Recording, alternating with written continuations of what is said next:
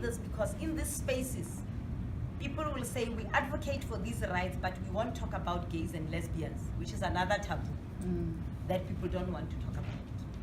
And you spend a lot of time in the UN with the language of whether or not how we define family, can it have 2 dads and 2 moms and all of that. But again, is,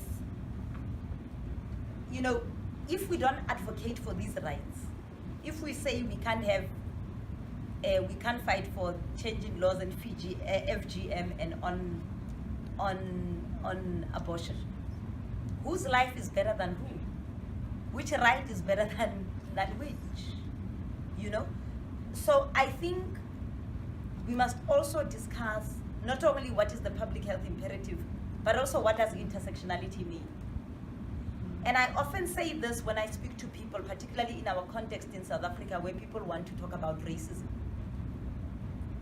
And I say, particularly to men, I don't understand how you will shout at the rooftop and say racism is wrong, but in the same space not want to talk about sexism.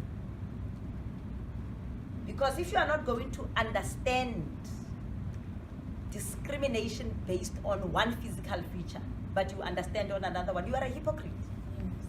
If you are going to say racism is wrong, sexism is wrong, discrimination against gays and lesbians is wrong, because all of these discriminations are about one group of people saying the way we look like, the way we behave, the way we love is superior to the way that this person loves.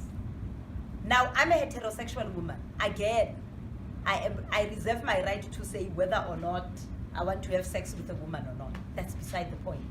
The point is, for me, one principle must apply to all. If I'm going to say what white people do to black people is wrong, I cannot say what straight people do to gay people is okay. Because for me, it's the same principle. It is discrimination on the basis of how people, what people choose, how people act like. So if you sign up one, you can't say, okay, you know, I'll speak up when people discriminate against black people, and I'll understand it when white people discriminate against black people. But gays and lesbians, no, I'm not too sure. I cannot not be sure. It's the same form of discrimination. So for me, that's the principle of intersectionality. If we understand it, and let me end by saying these things are not easy. Okay, so we are as conservative as they come in South Africa, believe it or not. But the silence that comes out of being conservative has killed women. Our silence in saying you know, we are a Christian country, we are whatever, has not protected us. Okay?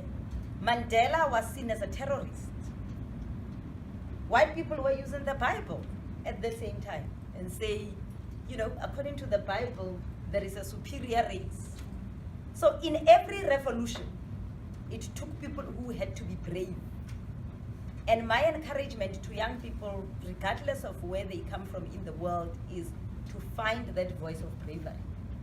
Because that is the only thing that is going to set us free. Not yet Uhuru. Naledi, you are the presenter. Your last word.